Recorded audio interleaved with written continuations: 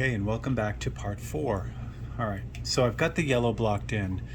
So now what I'm going to do is I'm going to start working on these darker details, this brownish rusty color here. This color appears pretty much everywhere in this painting, which is nice. So what I'm going to do, instead of just mixing it on the fly and then dumping it out, I'm going to mix up a bunch of this color.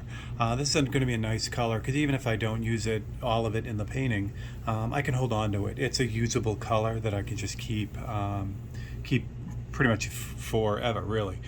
So what I'm going to do is I'm going to use this just a regular 1 ounce mixing bottle, and I buy these little beads. These are just jewelry, glass jewelry beads, and I buy in bulk, so they work great for little mixing balls, and they're inexpensive too. So you can get them just about anywhere, any craft store or Amazon or whatever. So drop one of those in the bottle, and then I'm going to mix it up. So what I'm shooting for again is this kind of brownish color. I don't want it too dark because same thing. I want to be able to add. If you look at this little rusty spot, it's basically brown, but then there are these pits in it. Tilt it a little bit so there's not so much glare. So see all little pits in it and everything. So I want the lighter of the two colors, like this color right in here. So that way I can block in with this color and then add in all that texture and darkness with another color. So that's kind of what we're shooting for. All right, so to get that, white is going to be the one to start with. Now in this case, when I mixed up the yellow, I used the pre-reduced white, the 1:1. For this color here, I'm going to use only straight colors. That way, this bottle of paint will last as long as it'll just sit on the shelf and it'll be ready to go at all times. Once you add reducer to it, kind of gets the clock ticking and emulsifies with the paint. Although I say that, but I've had bottles of reduced paint that have lasted quite a while. So, all right, so we're going to start with white, and I'll mix up a good amount of this stuff, because again, I can use it along the way. So I'll put in some white here. That's good. And I think I'm going to use brown as a starting point. Now this is going to make a tan color, but that's kind of what I'm looking for.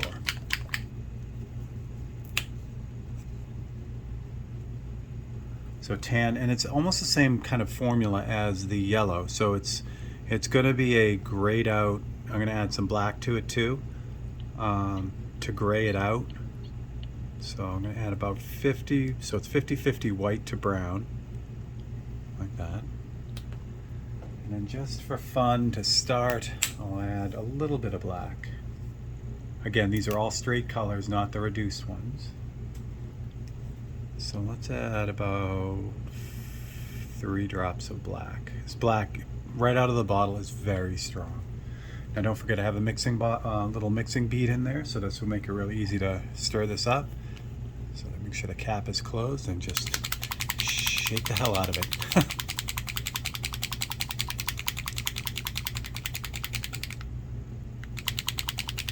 Now I do have a small test tube mixer, which works really, really well for mixing these up. It's on the other station though, painting station.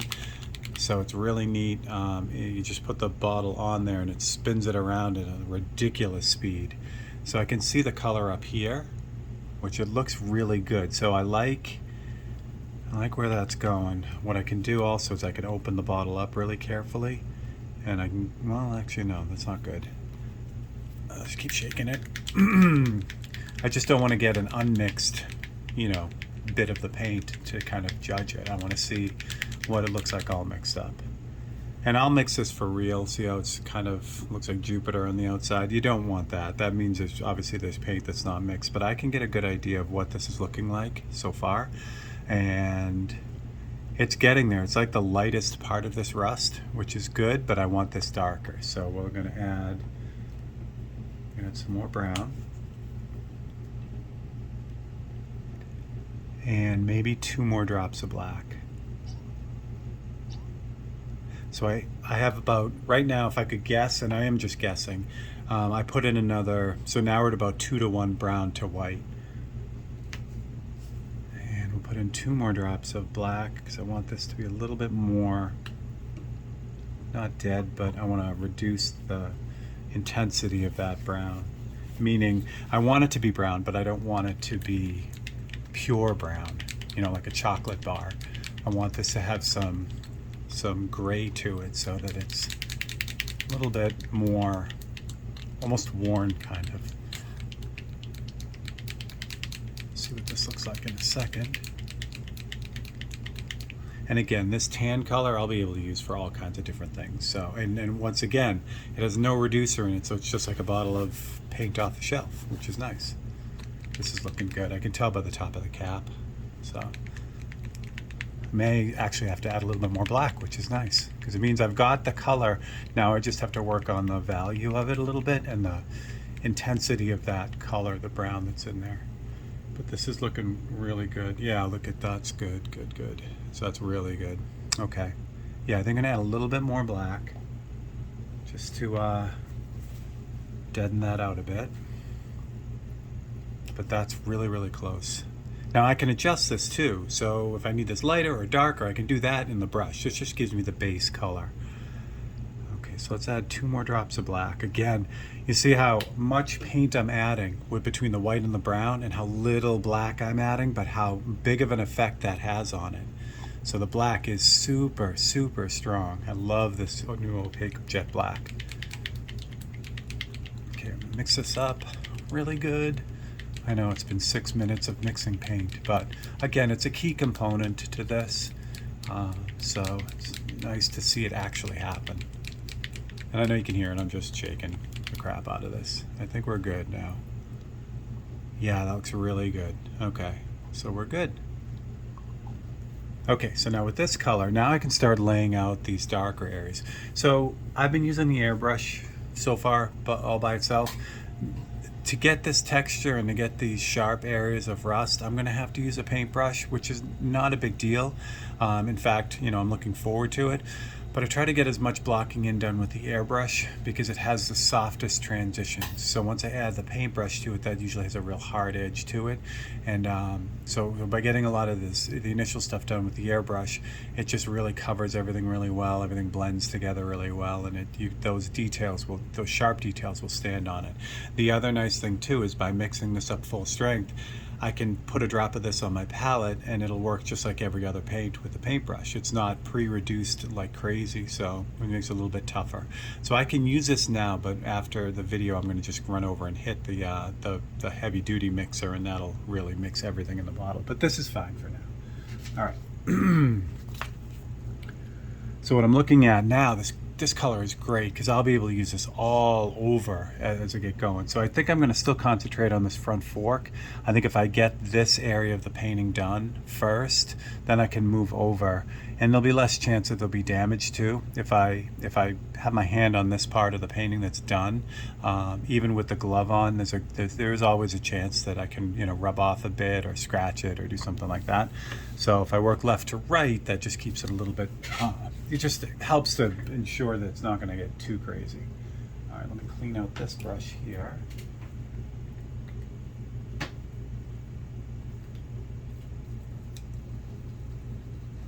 So I also ran out of rubbing alcohol last night, which was interesting. So rubbing alcohol is kind of like my go-to cleaner. So when I run out of it, it's usually pretty slow. And with the way things are, we live in rural Ohio. So they're still, you know, feeling the effects of supply chain issues and things like that. Anything COVID related. So obviously rubbing alcohol is one of those things that's highly sought after during the whole pandemic. So it's still kind of tough sometimes to find it around here. The shelves are usually bare, or there's only 1 or 2 bottles. So I ran out and lucked out today and found a couple bottles. So that means nice happy airbrushes.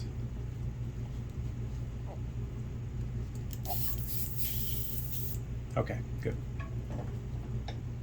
This brush is clean. So again, I'm going to start with the airbrush and just kind of poke around at this and see what I can come up with.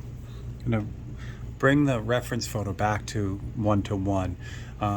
I'll only really zoom in like this when I get into doing the really tight details, but for blocking in, I like to keep it 1:1 so that I don't get I don't get too like tied up with the details as I'm blocking it in. I don't want that.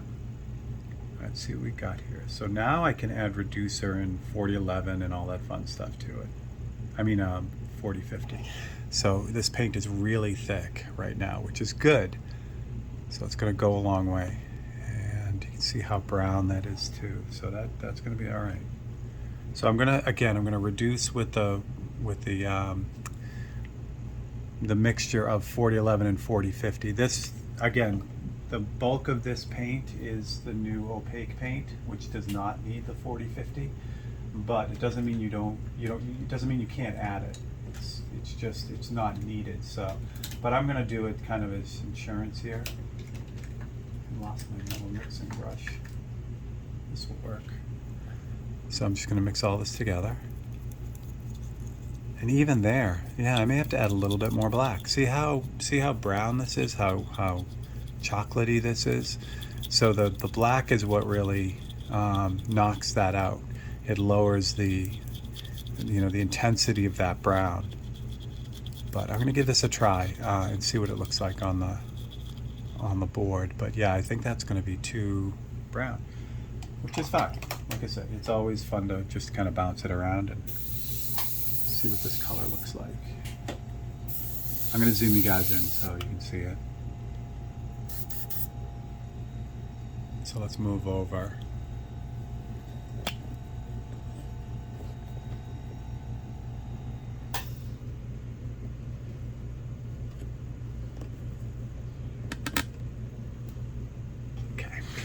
Okay, good.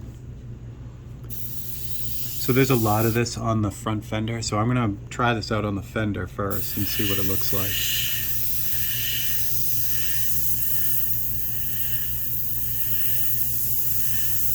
Yeah, this is pretty intense brown. I think I'm going to add a little bit of black to this, and I can see how how it's coming in right from the start. So I am going to add a little bit of black to this. I'm going to use the again, I want to be real careful with this. If I add a drop of black right from the bottle, it's going to blow that color up. It's going to turn into like almost like black, because this is now reduced and the black is so strong unreduced. So what I'm going to use is a little bit of 20-to-1 black. This has a lot of reduction in it. So if I put one drop of this in it, it's not going to have the same effect. Obviously, it's just going to kind of tint it a little bit. So at this point, it's just fine tuning, just sneaking up on that color.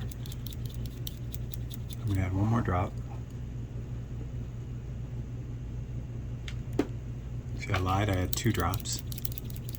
Yeah, that's better.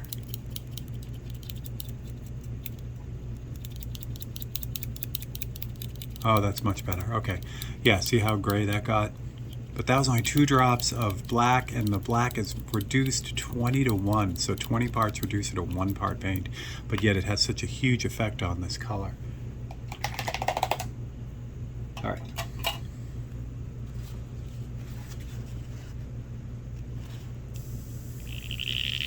That is beautiful. That's great right there. Okay. So what I'll do is I'll start putting this color in the back over here, even though this is more of a bluish gray. But even here you can still see how intense that brown is showing through. So it's still, it's still there, but it's just grayed out a little bit now. All right, so now that I've got it kind of dialed in, I can start putting it in where it needs to go. I may need to hit this again with black. I'll show you what I mean. So this area right here is pretty rusty, so I can kind of paint this in real quick, but I'm going to build this up in opacity so you can see how brown this is.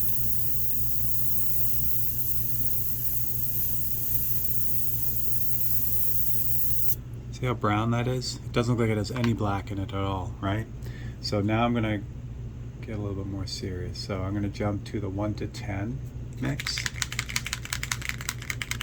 and I'm going to add 2 drops of 1-to-10 to this. So this is a little bit stronger black, so it's going to have more of an effect on it.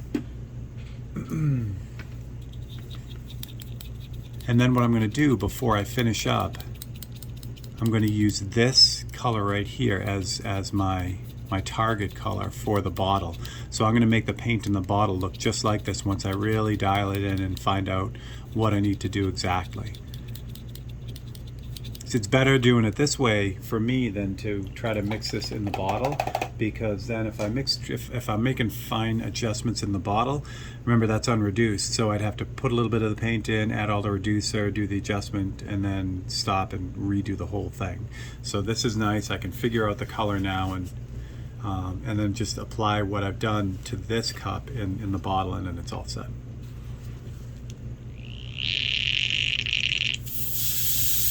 There we go. Now pick another spot so I can see it on a clean area. I'm going to hit the bottom of the sidecar down here because this is a dark brown. So this will let me kind of mess around with this color to make sure that it's okay, and then eventually it'll just get covered over anyway. But I think we nailed it. Yeah, I like that. That looks good. Again, I feel like I could add a little bit more black to it, but I'd rather mix that on the surface, meaning when I get there, I'd rather add the black to it on the surface than to add it in the color, because now I can add a little bit of that black detail to it and add the pitting, or I can go a little bit lighter. So that's how that's going to work. That's great. So as I pull this across now, I can start getting in these little pitted areas.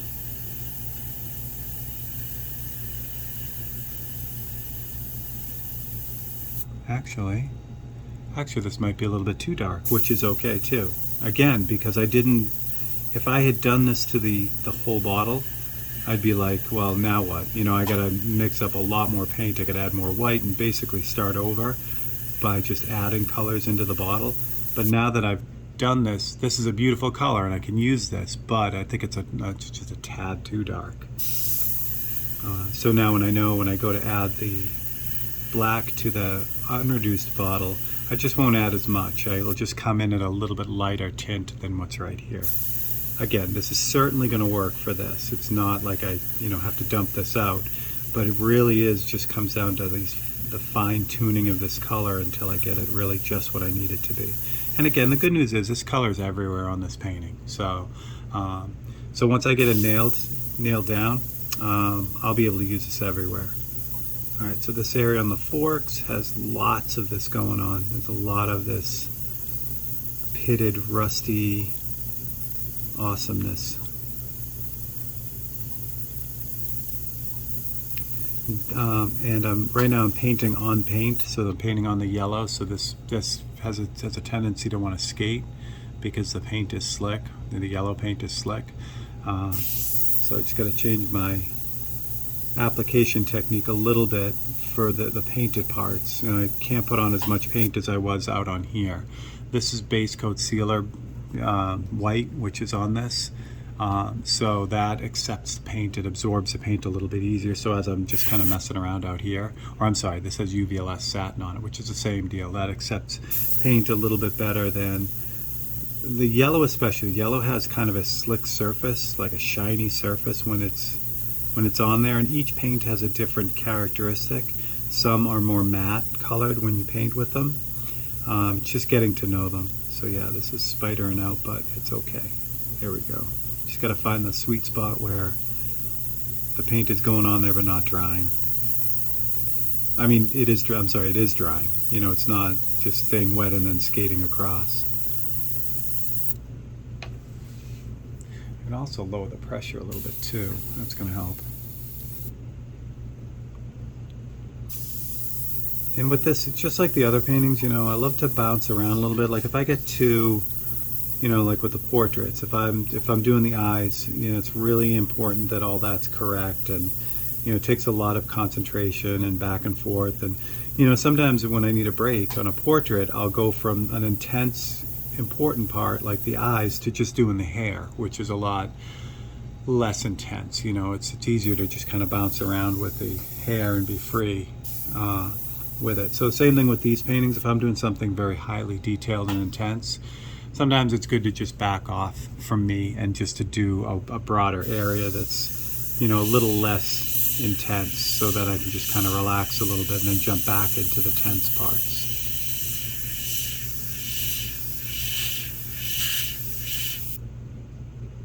All right, so this all in here is really dark. I'm going to try to preserve these spokes. You can see the spokes kind of poking through here. That's just going to help later on to kind of set them up. So, I mean, I could paint over them and then just put them back in.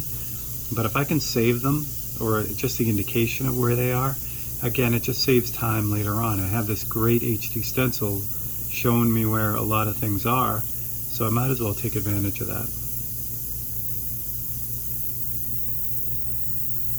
This inside of the fender is going to be almost black, so I'm just adding a little bit of brown here, again, because it's easy.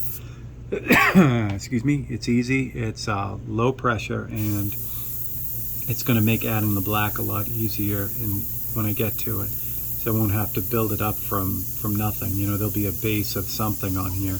And I know the inside of this fender is rusty anyway, so even though this is totally black, almost totally black, that will just give it a little bit of, you know, a little bit of something, more than just painting that out black. So here's a straight edge from the that front fork.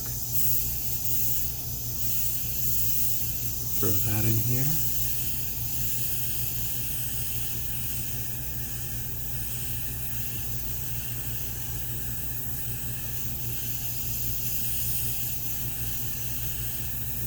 And again, even though I'm kind of going over the whole thing with even the spokes, I can still see them.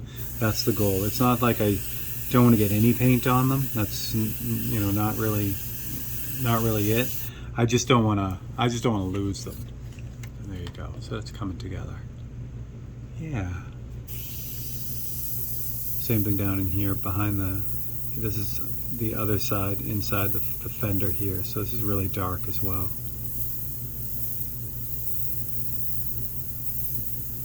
Now the 40-50, not only does it reintroduce binder to the paint, helps it stick even though it's highly reduced, it also smooths things out.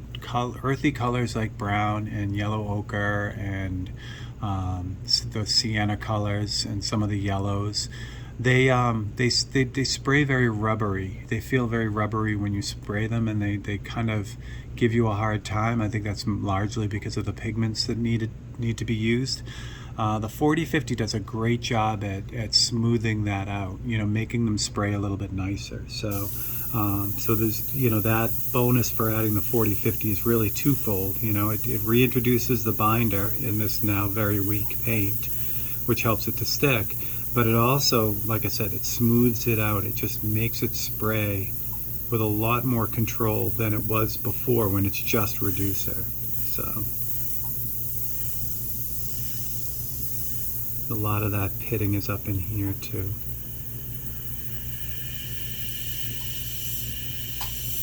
This yellow is a great base. It is a little bit too strong on like the fender here, but I'm going to adjust that. So I'm going to start putting in these details with this color, but then probably in the next episode, maybe, depending on how I kind of attack this, I can reduce the intensity of this yellow with some white. Or, you know, grayish mix. So that'll all happen too. And that happens before the final details. But in the end, it'll all kind of come together. So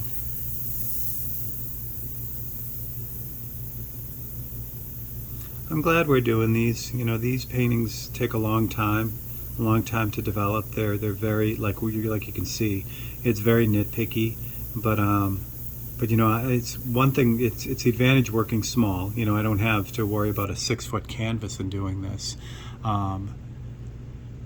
But these open studios allow me to really show you guys everything, where like I said, on a live feed, they tend to be more, you know, they kind of, you have to show something within an hour or 2 hours.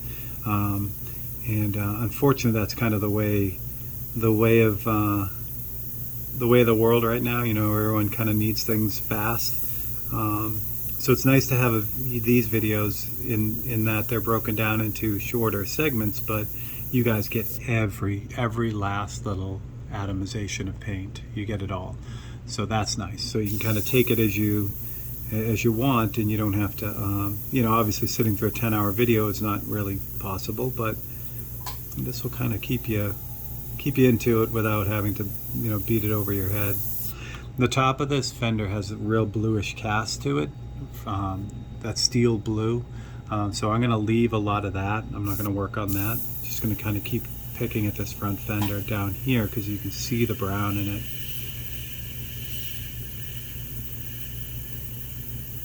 And this paint is flowing extremely well. And again, that's a hallmark to the reducer, the paint, and that 4050. Just all three of those things work so well together. You can run this at I have it at, what am I running? Just about 20 pounds of pressure. Really, once I press the trigger, it drops to probably 18. So it's not a whole ton of pressure, and it just comes out in the tiniest, tightest lines and dots. Just really nice the way that works.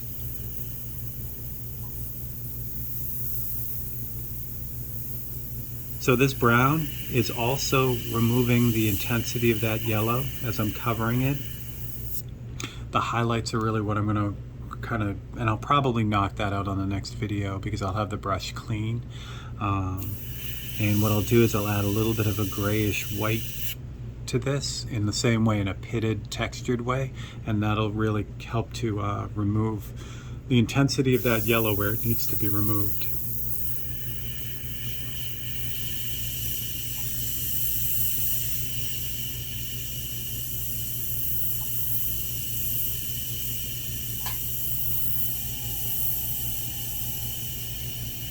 Now this color will also develop pretty dark too. So let me do this section right here in the last few minutes of this video. So I'll show you how dark this will get. So there it is in the cup right there. So it's kind of a chocolatey brown, but also has, you know, a lot of that black in it. So I'm gonna build this to opacity right here to show you how dark this can get.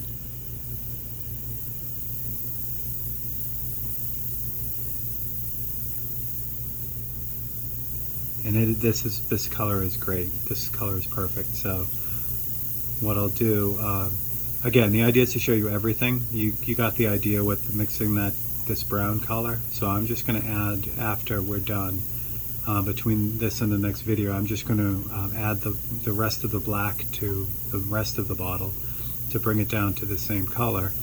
And then we'll be ready to go. But see, this rusty color, I'll be able to use this everywhere on this painting. So that's going to work out really, really good. Because the worst thing is to have an instance like this where you need this color across the board, and you mix up a little bit, you do what just happened here, you find the perfect mix, it's spraying awesome, and it's just the right color, and then you run out, and now you have to try to remix that color. It can be a chore. So by mixing up a little bit extra, you guarantee that you're just going to save yourself from that aggravation. Again, I don't do it often. It's just only if a painting has a lot of one color, and I know that I'll have to remix it. Here we go. So that's just about at saturation right there. See how dark that is? And what's interesting is if you look at this color, you know, it seems a little bit lighter in the cup than it is there. So it's just one of the weird phenomenons that kind of occur as well. And I'm still, even with the airbrush, I'm still able to save those spokes in there too. So let's work on the next little section here.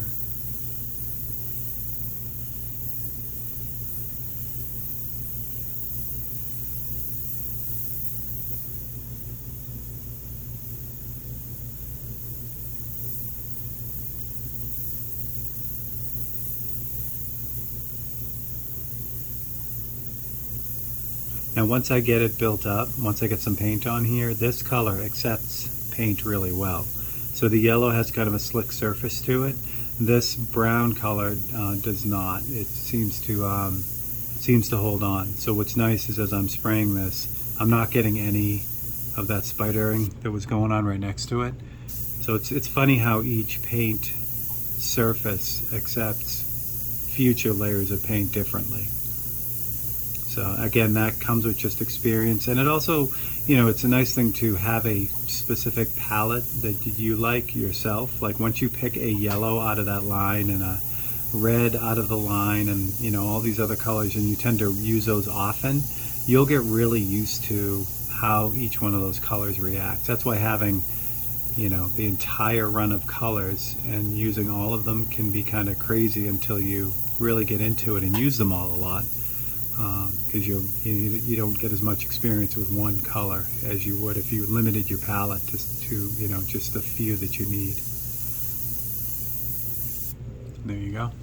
All right, so I'm going to leave it there, and then what I'm going to do is mix down that color off the camera, just so I have it right. I'll probably come in on the next episode, finish up the fenders, and just basically keep picking at it. But you see how I'm both blocking in and starting the detail at the same time. So I've got it blocked in with the major parts, but then where I can, I'll just start adding that building that detail layer by layer. And in the end, it's going to have this really nice, deep, rusty look. So that's what we're doing. All right, so if you enjoy this, please like and subscribe and share it, and then from here I will keep going, and I will see you guys on the next episode. Thanks a lot.